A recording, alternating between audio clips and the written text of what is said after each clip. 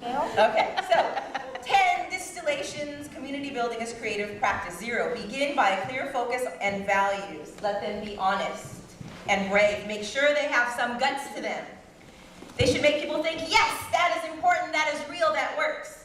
Obviously, the ability to envision and articulate your brave ambitions, focus goals are crucial to getting started. However, the distillations I will share with you tonight, I have found equally important, the 10 distillations, but far less obvious, because an idea is not enough.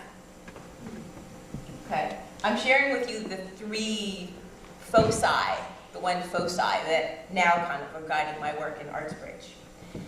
But without a focus, your focus will help you dream out loud with other people. Your focus becomes a beacon to attract people of like-minded heart, and it serves as a magnet to individuals and organizations that care about similar things. So your focus needs to be clear enough to spark synergies and make things happen. This is the spark for everything else that will begin to circulate and move.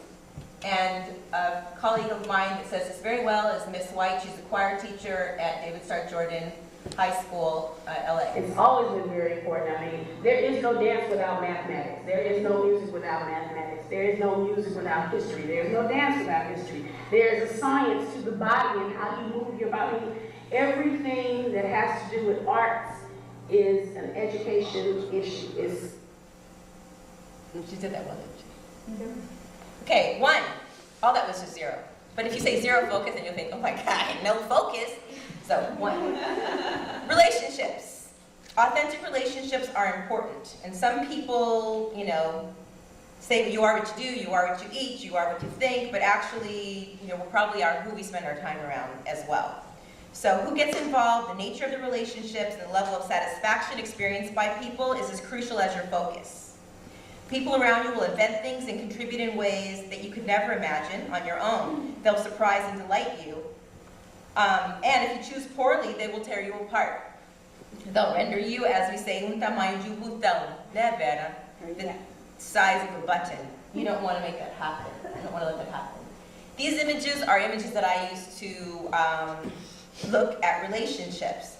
The center image is, of course, our focus being the child, or the student, the child, first and foremost.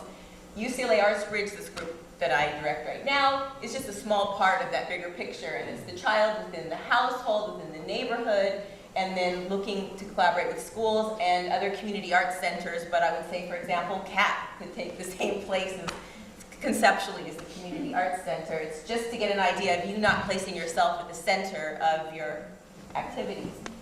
And this is an image. This is an image that is actually was inspired by a colleague of mine, Checo Valdez.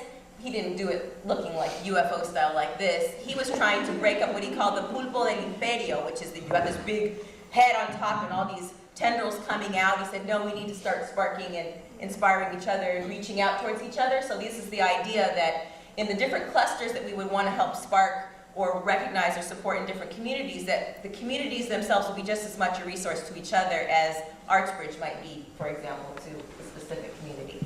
So, point 2, surrender. Surrender. I'm going to talk faster and faster and faster to get along, so I'm going to get through all 10.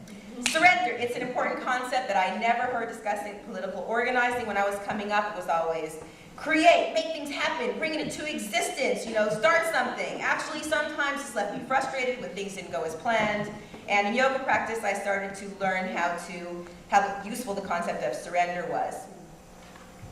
So surrendering allows you to let go of your worries or preconceptions. This is Raul surrendering to, I want to go back to the Raul. This is Raul surrendering at a South LA Dance Conference last month.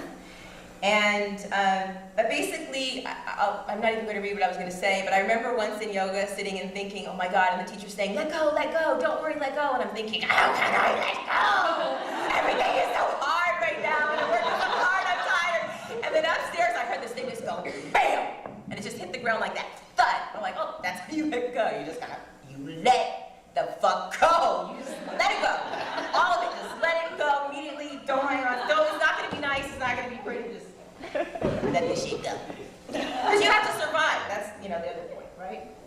Free participation. This is my 3rd drop. Be open to new participants, be open to new gifts and contributions. Think about the people and places that help participants arrive. That means parents that made the children you see in the classroom, or mentors that guided the teachers and administrators that direct class activities or school choices. Everyone comes from somewhere, and with any luck is going someplace. Where do they come from? Where are they going? Open yourself to these people and places that you don't always see every day, and that's crucial to helping people make relevant connections for participation. Honor participation. It's new computer. Honor participation. Sometimes inviting people to the table is the most radical act you can imagine. And you think, oh, I'm just inviting them to the table. It's like, wow, I'm at the table.